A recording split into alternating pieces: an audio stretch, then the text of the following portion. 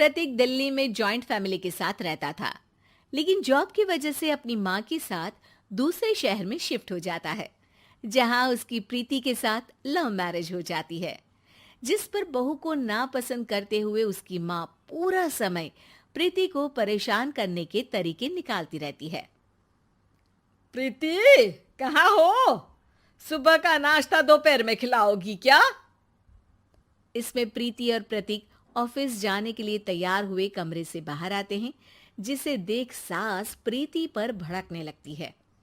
महारानी, तुम सुबह सुबह तैयार होकर घर का सारा काम छोड़कर कहाँ चल दी? जी वो ऑफिस। हैं? तुम ऑफिस से जाओगी तो घर में जो सफाई, नाश्ता, खाने का काम है वो क्या मैं करूंगी? माँ, मैंने उससे वादा किया था कि वो जॉब कंटिन्यू कर सकती है। अरे वाह जी वाह, दोनों आपस में सलाह कर फैसले ले लिए। मैं क्या यहाँ बेवकूफ बैठी हूँ? मुझसे पूछना किसी ने जरूरी नहीं समझा? मम्मी, आप फिक्र ना करें, मैं आज ही रेजिग्नेशन दे दूंगी। प्रीति ऑफिस के लिए चली जाती है और अगले दिन से जॉब छोड़ घर के कामों में लग जाती है, लेकिन साथ ही उदास भी रहने लगती है, जिसे देख प्रतीक को अच्छा नहीं लगता। मुझे पता है तुम्हें अपनी जॉब कितनी पसंद थी। आई एम सॉरी प्रीति। अरे कुछ नहीं होता, बस मम्मी खुश रहनी चाहिए। अब प्रीति अपनी सास को खुश करने और उनका दिल जीतने की जी तोड़ कोशिश करती रहती है, पर सास कभी उससे सीधे मुंह बात तक नहीं करती। इसी तरह दिन बीतने लगते हैं। एक शाम प्रतीक ऑफिस से परेशान घर वापस आता है। माँ, चाची का फोन आया था। दादी की तबीयत बहुत खराब है, हमें दिल्ली जाना होगा। पति की बात सुन प्रीति तो पैकिंग शुरू भी कर देती है, पर माँ वहीं बूत बनी खड़ी रह जाती है। लगता है मम्मी अपनी सास से बहुत प्यार करती हैं, तभी उनके बीमार होने की खबर सुन शॉक में आ गई। ये प्यार नहीं, परेशानी है। तुम तो ऐसे सोचो कि अब से जब तक दिल्ली में हो तुम्हारे अच्छे दिन शुरू। अच्छा, ऐसा क्या है दिल्ली में? वो तुम्हें कुछ ही घंटों में पता चल जाएगा। सास के रिएक्शन और पति की बात से कंफ्यूज्ड प्रीति दोबारा पैकिंग में लग जाती है, जिसके बाद कुछ घंटों का सफर तय कर तीनों दिल्ली पहुंच जाते हैं, जहां घर के अंदर पहुंचते ही लोगों की भीड़ देख प्रीति परेशान हो जाती है। हे भगवान, इतनी भीड़! प्रतीक, कहीं तुम्हारी दादी को कुछ हो तो नहीं गया ना? पागल, ये भीड़ नहीं, मेरा परिवार है।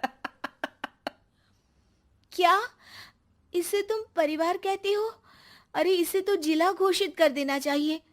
तुम्हारा परिवार का तो अपना पर्सनल बिग बॉस बन सकता है। हैरान परेशान प्रीति परिवार वाले सदमे से बाहर निकली भी नहीं होती कि सिर पर पल्ला रखे शांत तरीके से सबके साथ बात करते हुए अपनी सास को देख उसे दूसरा सदमा लग जाता है। हाय राम, ये मम्मी का ऐसा भी कोई रूप है? ये तो मुझे पता ही नहीं था। ये तुम्हारी सास का ससुराल है। तभी प्रतीक की बहन बोल पड़ती है। यहाँ आपको ऐसी ऐसी चीजें देखने मिलेंगी जो सपने में भी सोची नहीं होंगी। हाँ, ये कुछ दिन तो बहुत इंटरेस्टिंग लग रहे हैं। सब एक साथ दादी के कमरे में जाते हैं, जहां पहुंचते ही उसे दादी की आवाज सुनाई देती है। क्यों रे, सास से मिलने की फुर्सत मिल गई? दूसरे शहर जाकर छूट क्या मिली? तुम तो भटकता पंछी बन गई। इतने समय में ये तक नहीं पूछा कि जिंदा भी हूं या मर गई। प्रीति की सास अपनी सास के पैर छूती है। अरे कैसी बात कर रही है मम्मी, आपको तो मेरी उम्र भी लग जाए। अरे बस कर, ये झूठी उम्र देने वाली बातों का दिखावा ना कर। तेरा बस चले ना तो जो मेरी बची कुची जिंदगी है वो भी अभी खत्म कर दे। अरे बहू कहाँ है? इस पर सास प्रीति को दादी से मिलवाती है। दादी प्रीति को बहुत प्यार देती है। क्यों बहू, तेरी ये सास परेशान तो नहीं करती ना? अगर करती है तो अभी बता दे, मैं इसकी क्लास लगा दूंगी। अरे कैसी बात कर रही है माँ जी, भला मैं क्यों किसी को परेशान करूंगी। प्रीति अपनी सास का ये रूप एंजॉय कर ही रही होती है कि तभी चाची वहां आकर प्रीति को अपने साथ ले जाती है।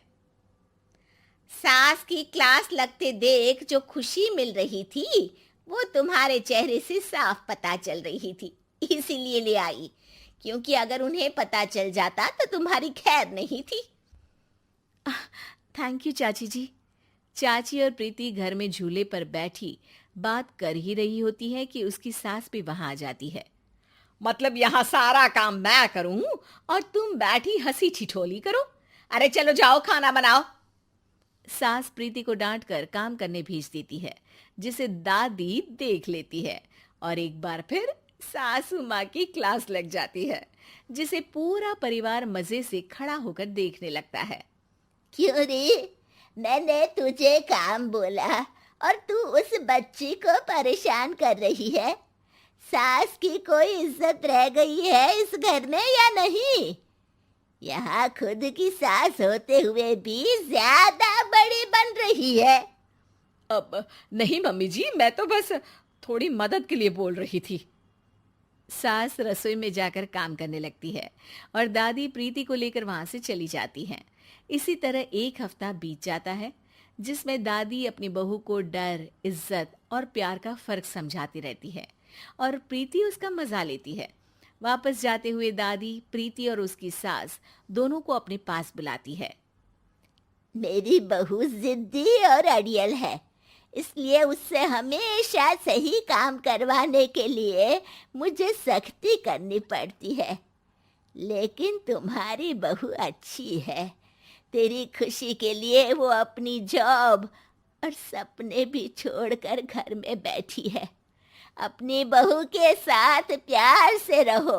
और प्रीति, अगर अभी भी तुम्हारी सास परेशान करे ना, तो फिर तुम्हें पता चल ही गया है कि शिकायत कहाँ करनी है।